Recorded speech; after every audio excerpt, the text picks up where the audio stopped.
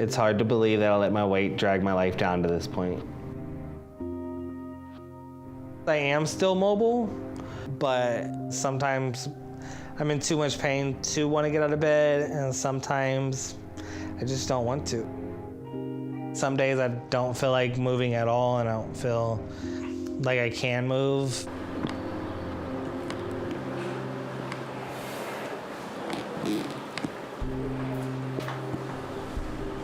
It could be better to stay in bed and play video games all day and just relax. Kind of, just avoid the world.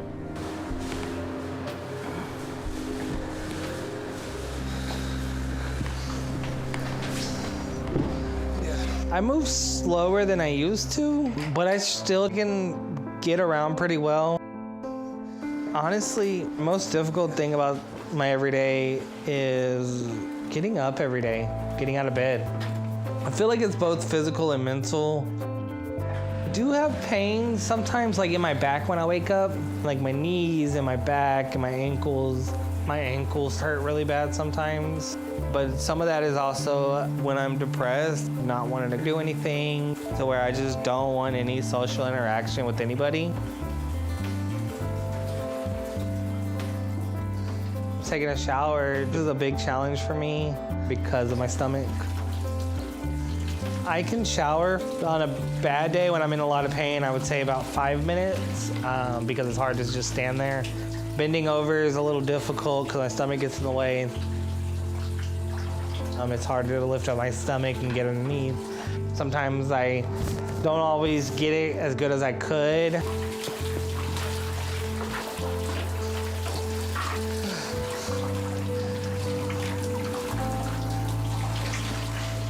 It just makes me feel uncomfortable. Like I just don't want to be around people because they could stink, and I don't want to worry about that.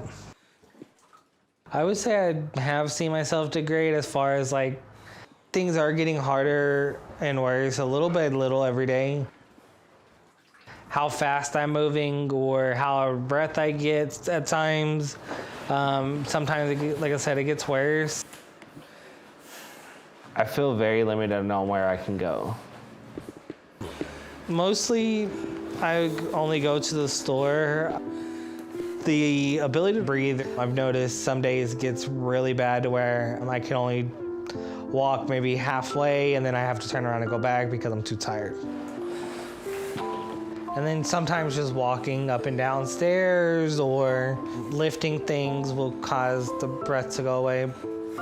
So my mom has started coming over to help out with food and stuff. Oh, hey, Mom. Hi, Willie. I thought I'd cook you some breakfast. Okay, thank you. You're welcome. Food for me is a drug. A drug, a coping mechanism, something like that. All right, I want to make sure I make you enough. All right. When William wakes up in the morning, he's stressing about something and he's trying to use the food to make it go away. Oh my gosh, right now, William is so dishonest with himself about his eating habits, but I almost never see joy in him.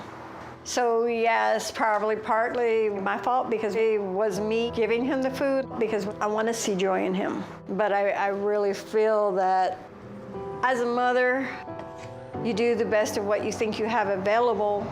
Here it comes, Willie. Okay.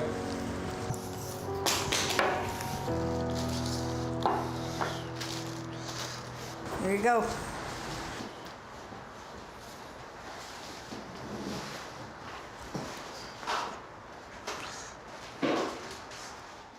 When I'm eating my mom's cooking, even when I'm starting to feel full, I just can't stop. I've always had a big appetite. I think it's because growing up every day revolved around sports. My dad left before I was born. My grandparents were basketball fanatics, and my mom made a living coaching Little League at school. And we all got really close watching him playing games together. When William was a little boy, his attention span was about 2 seconds, so you always had to be on your toes. He'd run into trees because he'd be so excited to playing with something that he wasn't paying attention where he was going. For the most part, my early childhood was pretty great. But then around the time I was 7 or 8, my mom lost her job coaching Little League, and there weren't any other coaching jobs in the area. So she had to work out of state. My brother and I were left with our grandparents. And I mean, my mom would come back to visit. But when she was gone for weeks on end, and it was the first time I remember feeling really down. And so after I ate, I would feel better. And that's when my relationship with food first started to go south. Middle school was where the trouble started. I don't know if you would call it gangs, but it was people who had that thug mentality. I went from being an athlete to this moody kid with the wild temper. Depending on what kind of day it was. Sometimes I'd be able to control the temper, sometimes I wouldn't. If somebody felt like they wanted to fight, I would step in and defend anybody, especially if they were smaller or not as athletic or not able to defend themselves. And then I would go home and eat. It was when I really first started noticing there's something not right here. There'd be days where I felt differently than I normally did for no reason. These periods would last anywhere from an hour to several days at a time. And I didn't realize what it was at first. I just knew something was off with me.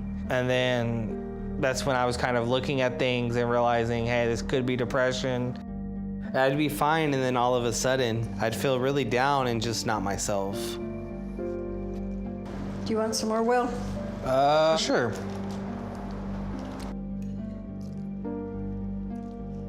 Then right around the time I started getting depressed. During basketball, I partially tore my ACL to the point to where it's basically being held on by strands. So I was immobile on crutches. My dream was always to play professional sports, whether baseball, basketball, or football. When I couldn't really be active and not be able to play sports, not be able to work out, not be able to do anything, and led to a really bad depression. I started playing a whole lot of video games. And I barricaded myself into a room and didn't let nobody else in. And that's when food, it just kind of substituted everything. My senior year, my ACL healed, but the depression never lifted. And then I just kind of got tired of just playing sports, and I just wanted to do something different. And part of that was the depression, because I didn't feel motivated to do anything. I didn't have like a backup plan or anything like that.